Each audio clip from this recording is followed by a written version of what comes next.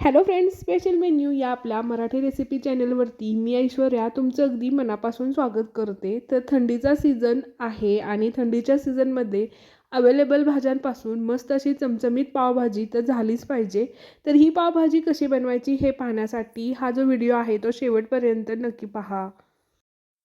थंडीच्या सीझनमध्ये ना मार्केटमध्ये अवेलेबल असणाऱ्या सर्व भाज्यांचा वापर करून हेल्दी अशी पावभाजी कशी बनवायची हे आज आपण पाहणार आहोत. तर पावभाजी बनवण्यासाठी या इथे मी फ्रेश असे टोमॅटो घेतलेले आहेत. फ्लॉवर, बटाटा, ढोबळी मिरची, गाजर आणि बीटही मी या इथे वापरलेला आहे. बीट हेल्दी आहे आणि बीटमुळे छान असा कलर आपल्या पावभाजीला येतो.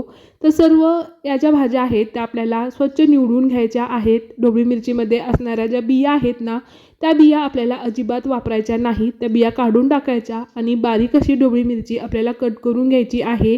जर तुम्हाला ढोबळी मिरची आवडत असेल तर वापरू शकता, नसेल आवडत तर ढोबळी मिरची तुम्ही स्किप करू शकता. तर या इथे ढोबळी मिरचीच्या ज्या बिया आहेत त्या मी काढून टाकल्यात आणि ढोबळी मिरची व्यवस्थित अशी कट करून घेतली. तर सर्व भाज्या धुण्यासाठी मी एका डब्यामध्ये काढून घेतलेल्या आहेत. तर या इथे मी टोमॅटोही कट करून घेते. तर टोमॅटो मी कांद्यासोबत भाजणार नाही, तर टोमॅटो व्यवस्थित असा भाज्यांसोबत शिजवून घेणार आहे. तर सर्व भाज्या मी एका कुकरच्या पॉटमध्ये काढून घेते. तुम्ही तुमच्या आवडीनुसार भाज्यांचं जे प्रमाण आहे ते कमी जास्त करू शकता. तर या इथे मी बटाटे घेतलेले आहेत, पण बटाट्यांचं प्रमाण किती वापरायचं हे तुम्ही किती लोकांसाठी पावभाजी करताय ना ते त्याच्यावरती डिपेंड आहे. तर मी 4 ते 5 लोकांसाठी पावभाजी बनवत आहे, म्हणून मी इथे 4 ते 5 बटाटे घेतलेले आहेत. जर तुम्हाला जास्त लोकांसाठी ही पावभाजी बनवायची असेल तर बटाट्यांचं प्रमाण तुम्ही या इथे वाढवू शकता. तुमच्या इतर भाज्या कमी असतील तर चालेल, पण बटाट्याचं प्रमाण वाढवून तुम्ही पावभाजीची क्वांटिटी वाढवू शकता. बटाट्यांमुळे आपल्या पावभाजीला छान चव येते आणि कन्सिस्टन्सीही ॲडजस्ट होते. तर बटाटा चिरून ठेवल्यानंतर तो काळा पडतो, म्हणून मी एका वेगळ्या डब्यामध्ये काढलेलं आहे. तर इतर ज्या भाज्या होत्या त्याही मी व्यवस्थित अशा चिरून घेतल्या. बीट, मटार आणि गाजरही मी यामध्ये वापरलेला आहे, कारण थंडीच्या दिवसामध्ये अवेलेबल असणाऱ्या सर्व भाज्यांचा वापर करून मी इथे पावभाजी बनवत आहे. तर सर्व भाज्या व्यवस्थित अशा आपल्याला धुवून घ्यायच्या आहेत, कारण त्यामध्ये भरपूर वेळा कीड वगैरे असते आणि कोणतीही गोष्ट किंवा भाज्या वगैरे मी धुवूनच वापरते. मी स्वच्छ भाज्या चिरून घेतल्यानंतर त्या धुवून घेतल्या आणि कुकरमध्ये आपल्याला या भाज्या बॉईल होण्यासाठी ठेवायच्या आहेत. तर कोणत्याही भाजी शिजताना त्यामध्ये खूप जास्त पाण्याचा वापर करायचा नाही. भरपूर जास्त पाण्याचा वापर केला तर आपली भाजी किंवा आपल्या ज्या भाज्या आहेत ना त्या पांचट बनतात. तर अगदी कमीत कमी पाण्याचा वापर करून आपल्याला या भाज्या शिजवण्यासाठी ठेवायच्या आहेत. तर मी 1 ग्लास पाण्याचा वापर केलेला आहे आणि तेवढ्याच पाण्यामध्ये या भाज्या 2 ते 3 शिट्ट्यांमध्ये शिजवून घ्यायच्या आहेत. तर आपल्या भाज्या शिजत आहेत तोपर्यंत या इथे मी कांदाही चॉप करून घेते.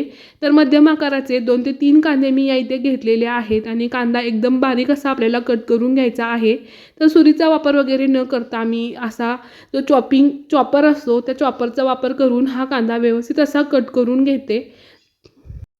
त्यानंतर आपली पावभाजीची जी मेन प्रोसेस आहे ना ती प्रोसेस आपण करूयात. तर या इथे मी बटरचा वापर अजिबात केलेला नाही, तर मी घरगुती आपलं जे साजूक तूप आहे त्या तुपाचा वापर करून ही पावभाजी बनवणार आहे. आपली ही पावभाजी मुलांसाठी हेल्दी आहे आणि हेल्दीच पावभाजी आपण आज बनवणार आहोत. तर यामध्ये मी 2 चमचे आपलं जे गोडे तेल असतं त्या तेलाचा वापर या इथे केलेला आहे. आपलं तेल व्यवस्थित तापलं की तेलामध्ये जिरे, मोहरी आणि या इथे बारीक चिरलेला आपला जो कांदा आहे तो कांदा ॲड करायचा आहे. तर पावभाजीमध्ये ना कढीपत्ता मी अजिबात वापरत नाही, कारण तो कढीपत्ता पावभाजीमध्ये अजिबात म्हणजे त्याचा जो फ्लेवर आहे ना तो छान लागत नाही. तर चॉप केलेला आपला जो कांदा आहे ना तो कांदा एकदम गुलाबी होईपर्यंत आपल्याला परतून घ्यायचा आहे. त्यानंतर यामध्ये आलं लसूण पेस्ट ॲड केली. तर खलबत्त्यामध्ये फ्रेश लसूण आणि आलं ठेचून घेतलं आणि तेच मी यामध्ये ॲड केलेली आहे. तर रेडीमेड आलं लसूण पेस्ट ॲड न करता तुम्ही फ्रेश लसूण किंवा आलं अशा पद्धतीने वापरू शकता.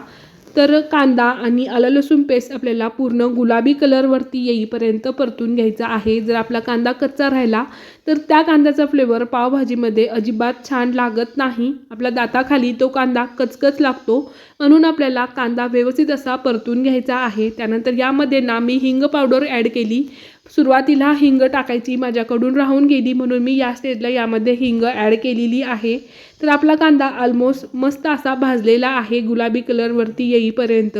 त्यानंतर यामध्ये आपण काही पावडर मसाले ॲड करूयात. तर काश्मीरी लाल तिखट 2 चमचे आणि घरगुती लाल तिखट 2 चमचे मी ॲड केलेलं आहे. त्यानंतर 3 चमचे या इथे मी पावभाजी मसाला वापरलेला आहे.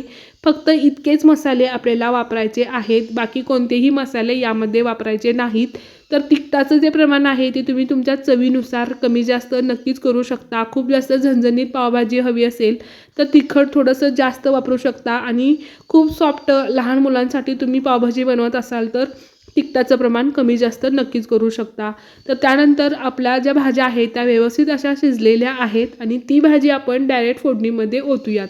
तर आपण जे पाणी भाजी शिजण्यासाठी वापरलेलं आहे ना, बस तेवढ्याच पाण्यावरती आपल्याला पावभाजीची जी कन्सिस्टन्सी आहे ना ती ॲडजस्ट करून घ्यायची आहे. विशेष वेगळं वगैरे पाणी यामध्ये ॲड करायची काहीच गरज नाही. तर स्मॅशरचा वापर करून सर्व भाज्या मी इथे स्मॅश करून घेते.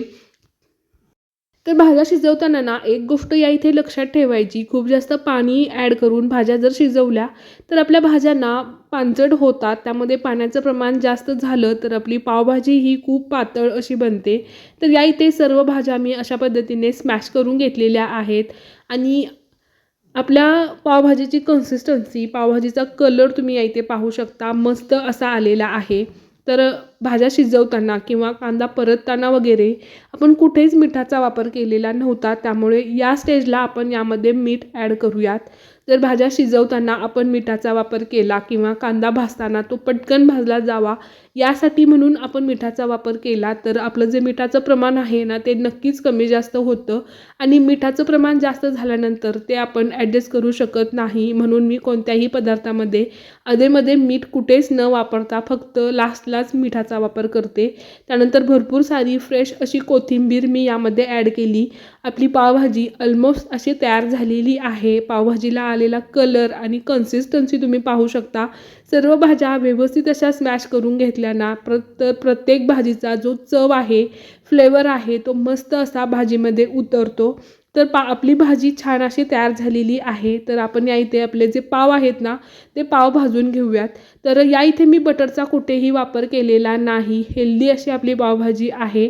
तर या इथे ना मी फ्रेश असा लादी पाव घेतलेला आहे आणि आमच्याकडे बेकरीमध्ये ना फ्रेश असा लादी पाव डायरेक्ट भट्टीतून काढून मिळतो. तर मी अशा पद्धतीचा हा जो लादी पाव आहे ना तो वापरत आहे. तर तूप टाकून दोन्ही साईडने आपल्याला हे जे ब्रेड आहेत किंवा हा जो लादी पाव आहे तो व्यवस्थित असा शेकून घ्यायचा आहे. जर यावरती तुम्हाला पावभाजी किंवा पावभाजीचा मसाला लावायचा असेल तर तुम्ही तो लावू शकता. पण आमच्याकडे मस्त असे प्लेन फक्त तुपामध्ये भाजलेलेच ब्रेड आवडतात म्हणून मी असेच ते भाजलेले आहेत. तर मस्त दोन्ही साईडने कुरकुरीत होईपर्यंत हे जे ब्रेड आहेत किंवा हा जो लादी पाव आहे तो मी भाजून घेते. तर आपली पावभाजी या इथे तयार झालेली आहे. तर हेल्दी अशी ही पावभाजी मी बनवलेली आहे. यामध्ये आपण बटरचा वापर केलेला नाही. तर सिजनेबल भाज्यांचा वापर करून मस्त अशी ही पावभाजी आपण बनवलेली आहे. जास्तीचे मसाले नाहीत किंवा जास्तीची झंझट वगैरे नाही. तर तुम्ही या संक्रांतीला हळदी कुंकूमध्ये किंवा मुलांसाठी तुम्ही ही पावभाजी बनवणार असाल तर एकदा नक्की ट्राय करा. व्हिडिओ आवडला असेल तर प्लीज लाईक, शेअर, कमेंट आणि चॅनलला सबस्क्राईब करायला विसरू नका. व्हिडिओ पाहिल्याबद्दल धन्यवाद.